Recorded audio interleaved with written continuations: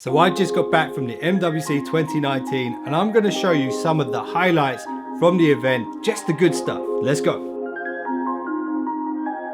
So one of the first and most exciting phones that I saw at the MWC was the Xiaomi Mi Mix 3 with the slider, all screen basically, two front-facing selfie cameras there, and it supports 5G. So it's got the Snapdragon 855 with the X50 modem. They had 5G demos going on, and this phone looks really awesome. But what makes this even more awesome is the price. When you see the price of this 5G phone, you'll be thinking, damn, I could probably buy two of those instead of one Samsung or iPhone. When it comes to the cameras on the back, it's got two 12 megapixel dual camera setup. This device looks like it's going to be really awesome. It's even got a dedicated Google Assistant button on the side, which is such a good idea. And I kind of get the feeling that they've got this idea from Samsung with their Bixby button, but let's be honest, Google Assistant is way better.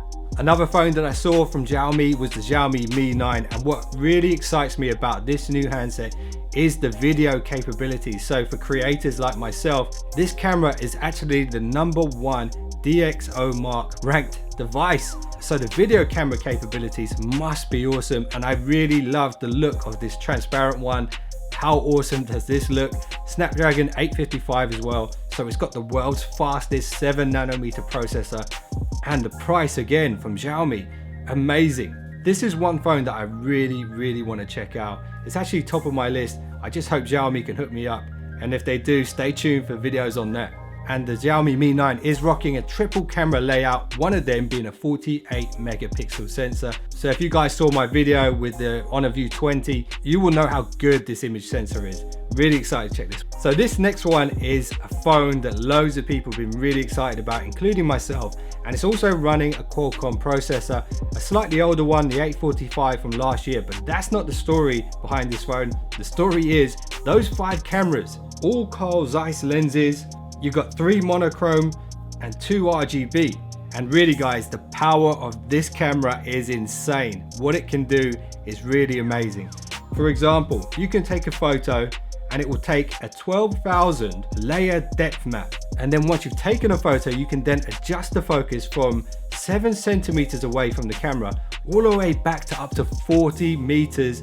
When it comes to blurry background or foreground, I think this is going to be the king of smartphones at the moment. It looks so awesome. I hope to check it out for you guys in the future. Now, how can I not mention the folding devices at the show? I couldn't get hands-on with any of these, and from what I heard, nobody else could either. But when it comes to the two devices, the Samsung Fold looks really cool because it kind of folds inwards.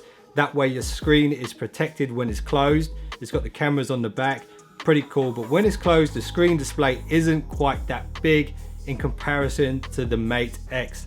Now the Mate X 5G was probably the highlight of the entire show in my opinion, but again, no one could get hands-on with the damn thing. I did get this footage for you guys. It looks really cool, but I was speaking to Super Saf and he was telling me one of the concerns is the fact that it folds with the screen on the outside.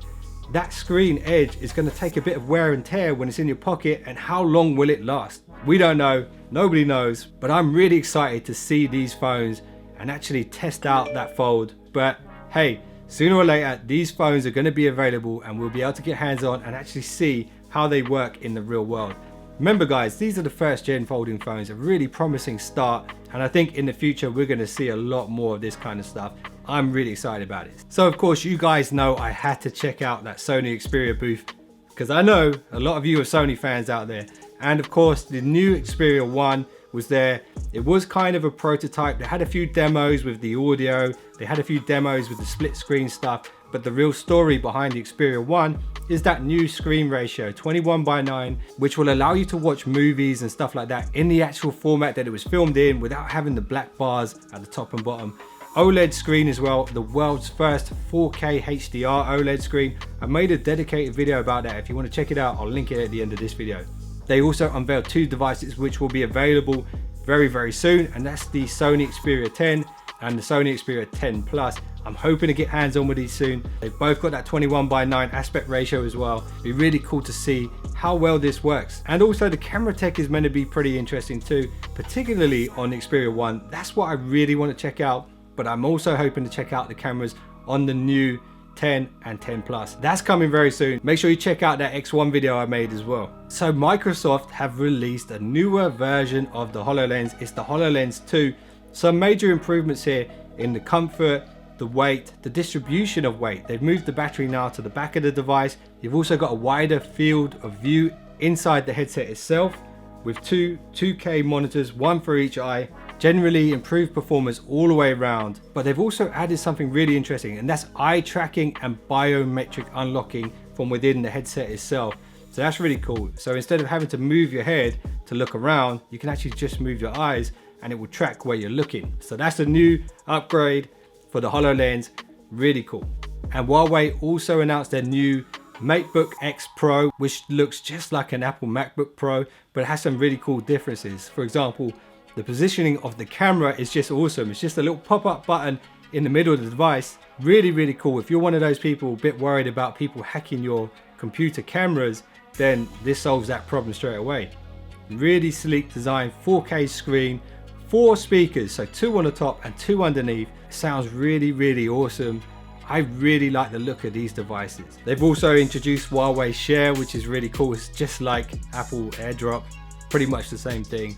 And that's a great feature as well on these new computers. And I hope maybe I can check them out for you guys. I don't know if Huawei will hook me up, but I hope they do. Last but not least, the LG G8. Now this phone is really interesting. You can use the Force to control this device. So basically by hovering your hand in front of it, you can actually unlock it. It will read the blood flow in your fingers. They say this is the most secure biometric way to unlock a device, and it works pretty well, but you kind of have to get the distance right. I feel like it's kind of early days for this, but good fun to play around with. You hold your hand in front, you can swipe your fingers left and right to switch to different things, play music, pause. You can even use pinch gestures and stuff like this. Really interesting concept here. What do you guys think about that? When do you think this kind of thing will be useful, in what scenario? But I really like the idea that you can use the Force on your phone. So that's my roundup video of the MWC 2019. Hope you guys enjoyed it. If you guys want to see more stuff like this, there's a couple of thumbnails you might want to check out. They're pretty cool videos. And if you just subscribed, I'll see you guys in the next one.